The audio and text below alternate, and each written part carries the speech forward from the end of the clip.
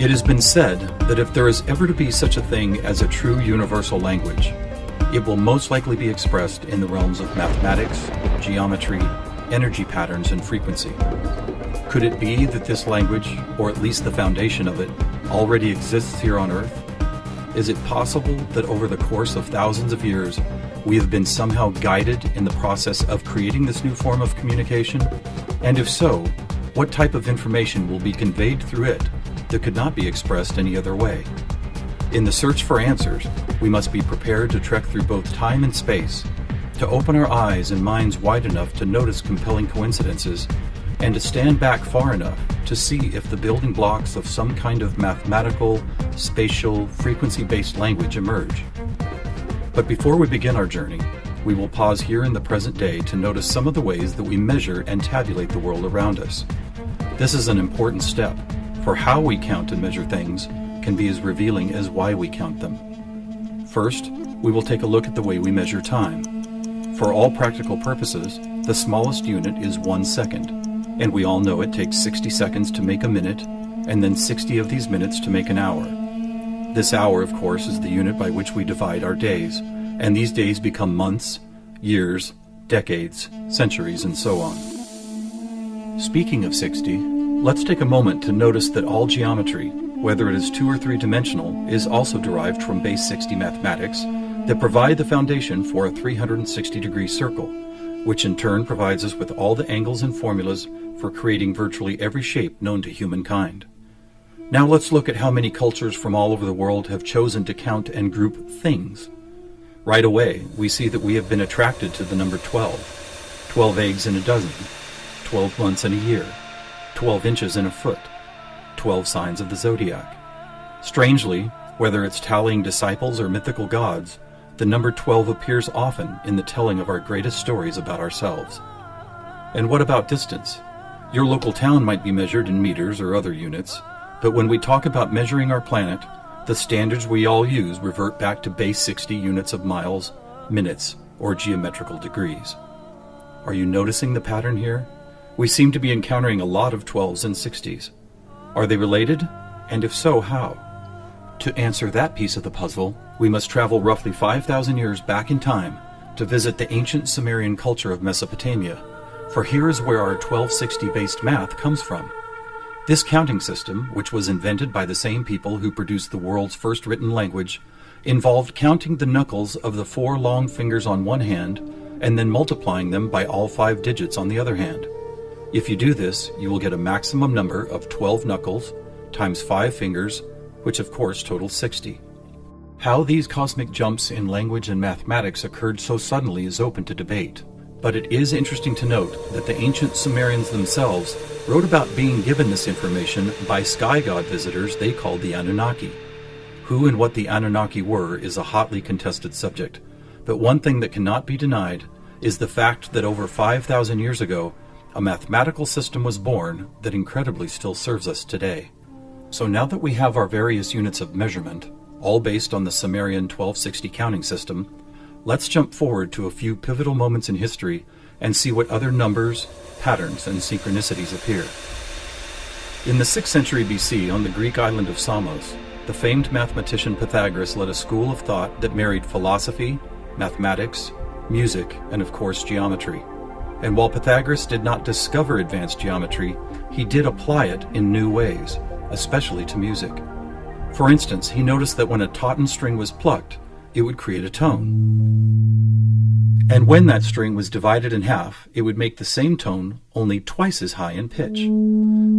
Pythagoras then came up with numerical ratios based on harmonic fifths, and this led to the creation of the musical scale found at the root of most modern music. It is important to note that according to Pythagoras, all musical notes were found by using mathematics, and as such were given number values according to their placement in a kind of master grid. For instance, by using fifths beginning from note number 1, he was eventually guided to note 27. And to find the same note twice as high in pitch, he simply kept doubling it to 54, 108, 216, 432, and so on up the scale. If you've ever heard of Pythagorean tuning, you know that the number 432 is quite important. To Pythagoras himself, it probably wouldn't have stood out more than any other in his numerical grid. But in our quest to find a universal language based on mathematics and frequency, this particular note represents a significant piece of coincidental evidence. You see, many ancient musical instruments, from Tibetan bowls to Native American flutes, happen to produce the same tone, a tone that vibrates at 432 cycles per second. That's compelling, but even more intriguing is the fact that Pythagoras was not calculating vibration cycles to find tone 432. It just happens to be the same number. What's more, for decades, most modern musical instruments were also tuned to this same fourth octave A, with a value of 432 cycles. How could this be? Who chose this particular note as the keystone for instrument tuning, and more importantly, why?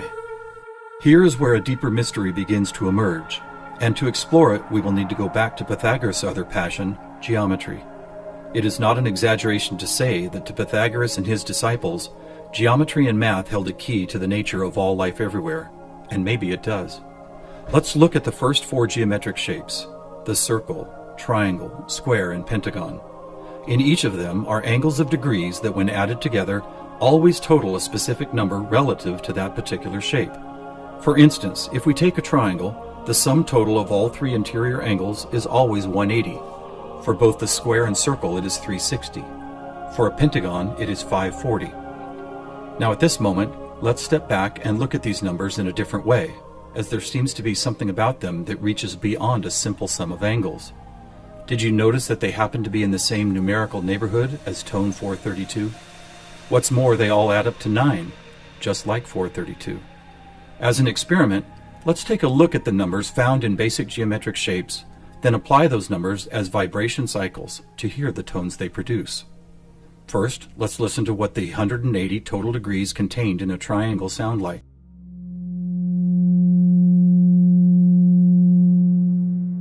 And here's a squares and circles 360 in cycles per second. A perfect octave up from the triangle. What about the pentagon at 540? That sounds like a harmonic fifth of the other two. That's interesting. What are these tones? They are F sharp and its perfect harmonic fifth of C sharp. Let's keep going. What does a hexagon 720 sound like? Another F sharp. Here's a seven-sided septagon, which totals 900. This is an A sharp, which happens to be the note required to complete an F sharp major chord in perfect three-part harmony.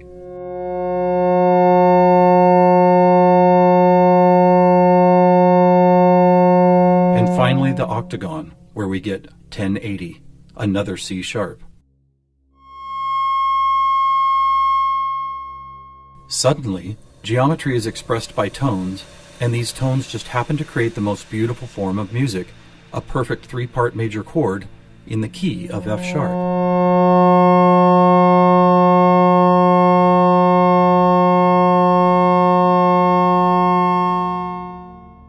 Is this something we've been missing for years? Is it important? To the famous philosopher and mathematician Plato, the answer would have been a resounding yes, for it is Plato who advanced the study of two-dimensional geometry into three-dimensional geometry, and who began to recognize that nature, whether expressed as a tone, the petal design of a flower, or the spiraling design of a seashell, seemed to follow a 3D mathematical pattern. In fact, it became an obsession of Plato to try and find the simplest three-dimensional geometric shapes, and his quest ultimately revealed what we now call the Platonic solids. In essence, these forms represent the most elemental construction blocks found both in human-made and natural forms. So let's see if and how they fit into our geometry tone grid. First, there is the tetrahedron, or a three-sided pyramid comprised of four interlocking triangles. As we did before, let's add up all the angles found in those four triangles. The answer, 720, which we have already seen is the tone F sharp.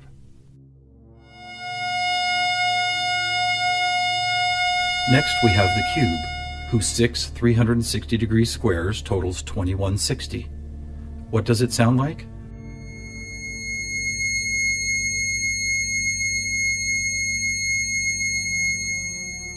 2160 is a high C sharp, and as you will see later, a very interesting number for other reasons as well. Next up is the octahedron. Constructed of 8 triangles, this shape totals 1440, which is another perfect F sharp higher up the scale. The icosahedron is made up of 20 triangles, so the total number of degrees is 3600. As a tone, 3600 vibration cycles create the A sharp needed to complete yet another F sharp major chord that sounds like this.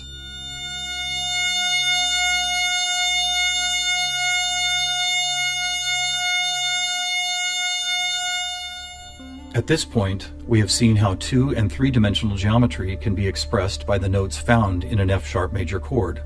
Could this also be true with what is known as sacred geometry? To find out, we will first need to build a design called the germ of life, which, when repeated, goes on to reveal the seed of life, then flower of life pattern found at sacred sites all over the world. First, we start with a circle at 360 degrees, which is the familiar F sharp. We then add our second circle, bringing the total to 720, another F sharp. 3 circles totals 1080, which provides the harmonic fifth of C sharp. 4 circles is 1440, another F sharp. 5 circles totals 1800, or the A sharp needed to once again provide the harmonic third of an F sharp major chord. And finally the 6th circle, which brings the total to 2160, another C sharp. Amazing! It's as if we can now both see and hear the flower of life pattern that has intrigued humankind for thousands of years. So now we have 2-dimensional geometry, 3-dimensional geometry, and even sacred geometry being represented by different variations of an F sharp major chord. How is this not common knowledge? How have we missed this connection? There are actually 3 explanations. 1, for reasons ranging from the mundane to the conspiratorial, musical instruments are no longer tuned to an A vibrating at 432 cycles per second, but rather 440. 2, modern tuning calls for equal temperament, which no longer adheres to Pythagoras' whole number simplicity. And 3, the tuning method required to reveal geometric shapes is based on a mathematical grid rather than mathematical ratios. This grid, if it had a name, would probably be called something like factor 9, because the number 9 is found not only in the sum of every note on the grid, but also as the number required to move up or down the scale.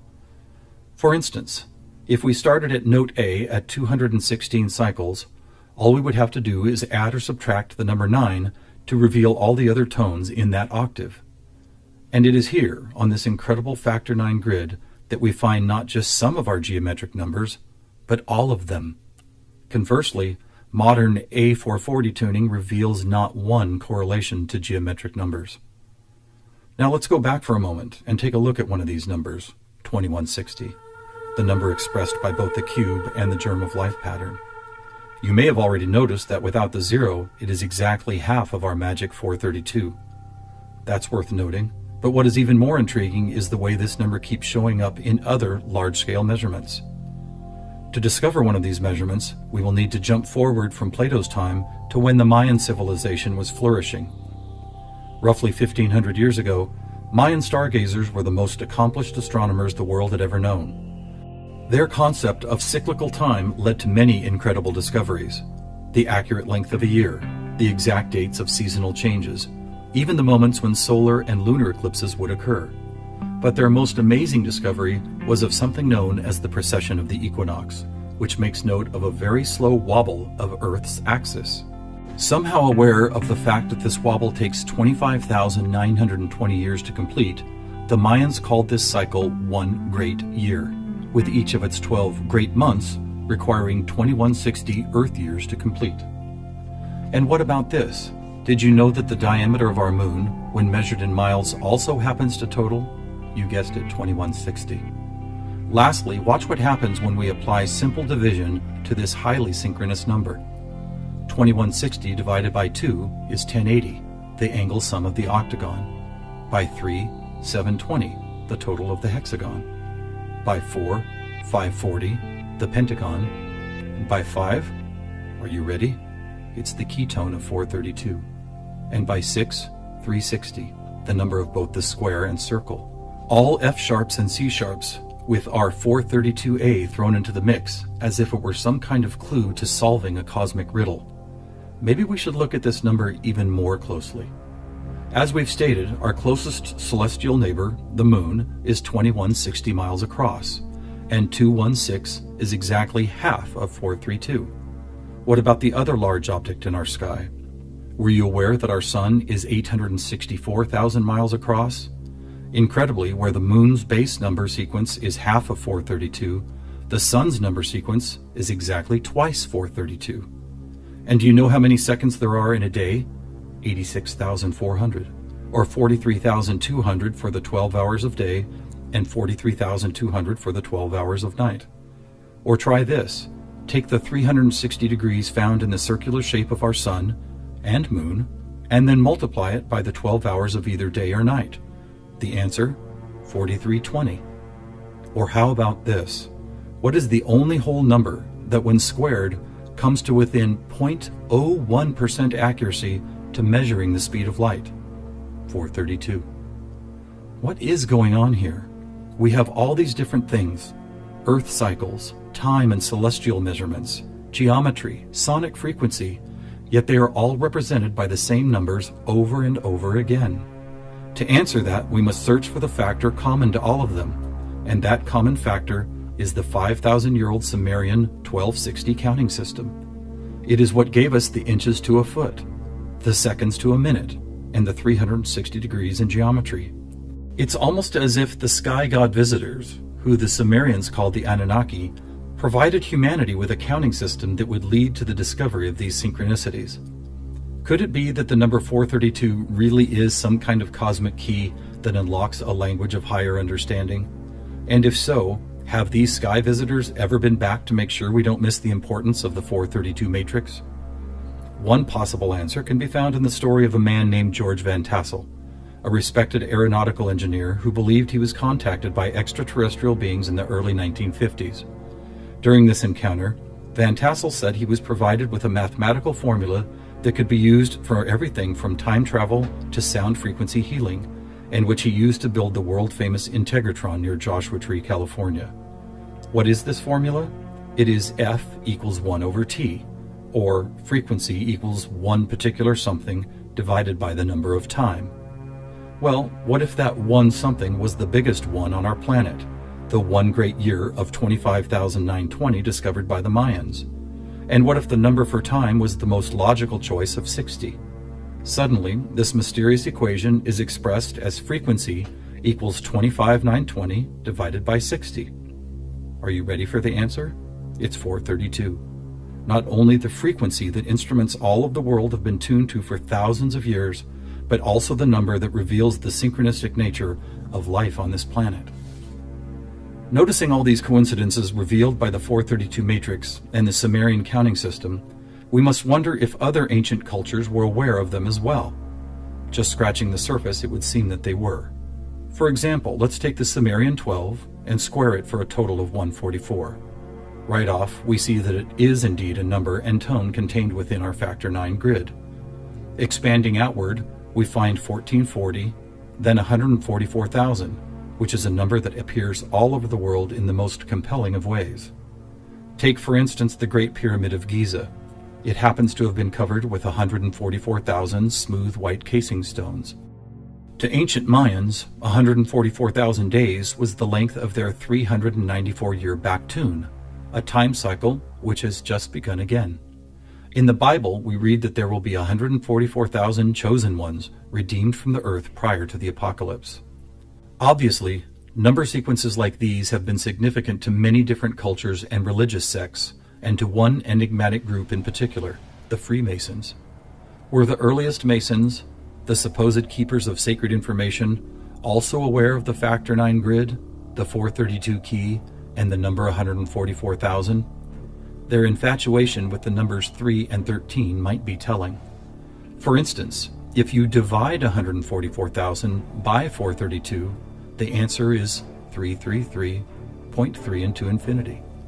Or take a look at the back of a dollar bill. That famous unfinished pyramid could be revealing some interesting clues. For instance, there are 13 steps climbing the pyramid, and 13 times 33.3 is 432.9. Even the shape of the flat-topped pyramid appears to be made as if someone had drawn 4 dots in a line, then 3 above it, then 2 above that, and then connected those dots to reveal this iconic shape. And of course, let's not forget that the square root of our all-important factor 9 grid is 3 threes. Who else knew about 432? The answer is surprising. In India, large cycles of time are called Kali Yugas, and each one is 432,000 years long. In fact, the number 432 appears so often in sacred structures and myths, from Stonehenge to the pyramids, that author Joseph Campbell could not help but see it as the most important mythological number in history. So what do we have here? What is it that's trying to be expressed by all of these coincidences? One answer is that over the course of history, we have been somehow guided toward both the subconscious creation and eventual conscious recognition of a grand pattern based on frequency, mathematics, time, space, and geometry. Quite possibly, these synchronistic numbers, shapes, and tones represent the building blocks of a language that we do not yet fully understand, but could turn out to be the most important language we will ever learn. How will we use it? Who will we be conversing with? Time will tell. Thousands of years ago, from locations all over the globe, various prophets, shamans, and seers described an era when humanity would make some kind of cosmic leap into a next level of consciousness. Here, at the dawning of the age of Aquarius and the start of a new Mayan Baktun cycle, maybe it's happening.